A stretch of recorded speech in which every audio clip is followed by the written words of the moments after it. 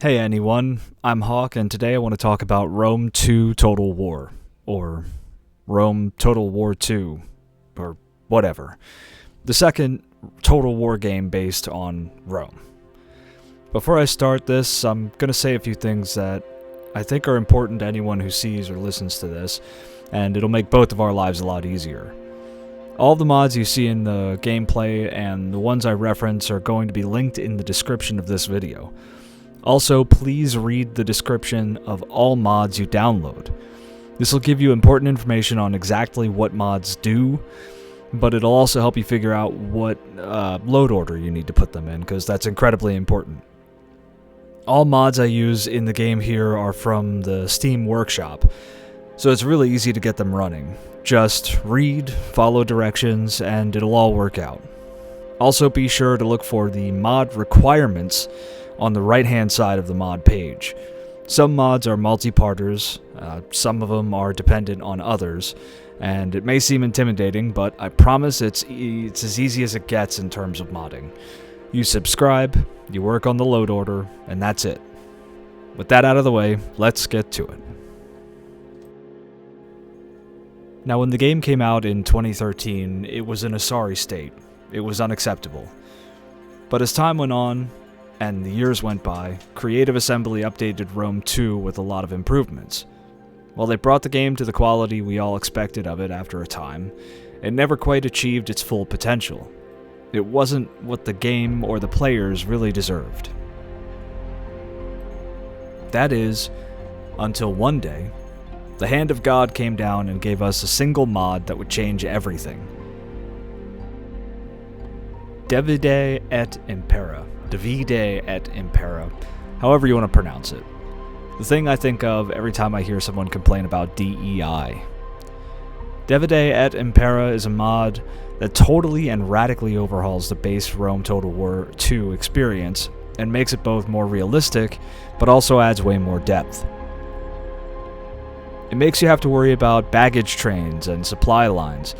It makes politics way more interesting and sometimes dangerous. It brings population mechanics in, and you have to account for different class populations while recruiting soldiers. Captured slaves can be way more dangerous too. Battles are totally overhauled, and you can't just sling your line into the enemies. You always have to get around them if you don't want just a total slogfest. It has a crazy amount of history fluff for you to read, and if that's your thing too, and that's definitely mine. It adds new factions, new faction or map layouts, it has new events, a ton of new units, and so much more. It totally remakes the game. Think of this as Rome Total War 2.5. With DEI, Rome Total War 2 becomes the game it deserves. But this is a list video, so there has to be more. And believe it or not, you can enhance your already damn near perfect DEI experience with the next few mods. Let's look at graphics. Now, DEI does reskin or remake a lot of units. It adds a whole bunch of units, and they look awesome and colorful and in line with what we know of history. But in the year of our Lord 2024, they are a tad bit outdated. Since this is Rome 2 Total War, let's look at a mod that will enhance the Roman faction. Legendary Empires HD Rome will totally overhaul and update the Roman assets and textures. Almost everything Roman is remade here. Armor, shields, weapons, clothing, everything. Rome has become way more vibrant and a lot more accurate than the base game with this mod. It's honestly worth looking through the different units and just admiring the work done here. I highly recommend this mod, if nothing else, after DEI. These mods are great and all, but what if I want the different Roman legions instead of all just generic, quote, legionnaires? Well, look no further, for we have Marksome DEI Realistic Roman Legions, formerly Noniac. This mod takes the known history of real Roman legions that existed at different times through the Republic and the Empire, and brings them into our Total War game. You can recruit any legion you could think of, and there's no limit to the amount of them you can recruit. If you're even a mild lover of history, and Roman history in particular, this is a must-have mod. It's seemingly a small thing, but it enhances the game way more than you may think at first glance. Now, this mod requires another mod called Roman Models Extravaganza. Do not forget that mod, or this one will not work. You'll have missing assets and people without torsos. And finally, while my heart is always with Rome, sometimes I want to pay my respects to the place where so much of their culture comes from, Greece. The mod Legendary Empires HD Greece does for the Greek city-states what Legendary Empires HD Rome does for our Eagle Boys.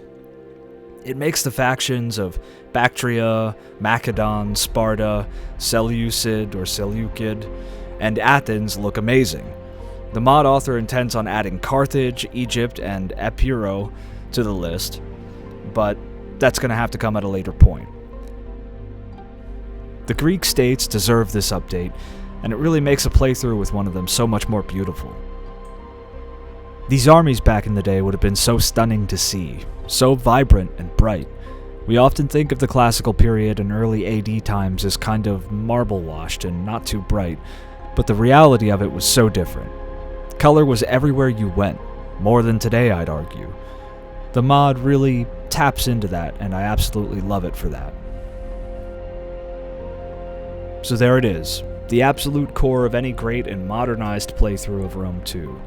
I have a few honorable mentions that may just bring up the experience a tad too.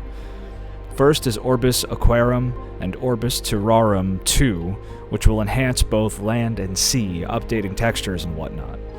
Next is the AAA Generals mods, Greeks, Africans, and Romans.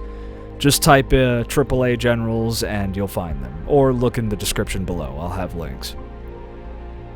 These mods add new general models to those three nations or peoples, and the generals now visibly age, wear clothing and armor based on weather, and even get better gear as they rise through the ranks and reforms take place. There's some amazing stuff there. All diplomatic options, DEI, allows you to use diplomatic options on anyone, which enhances the gameplay choices in my opinion. And my last one is the mod called Rivers of Blood Gore Edition. Unlike some other Blood mods, I believe this one does not have an off-site required file, but it's been a long time since I installed it, so I may be wrong. But it'll make battles bloodier and make the blood stay on the ground through the whole battle. This may tax your system though, so be careful. And that's it. Those are the few mods I used to bring Rome 2 up to par with modern standards, and to really enhance the experience in the ways it deserves. This is the baby of one of the best Total War games ever made, and with these mods it actually feels like it now.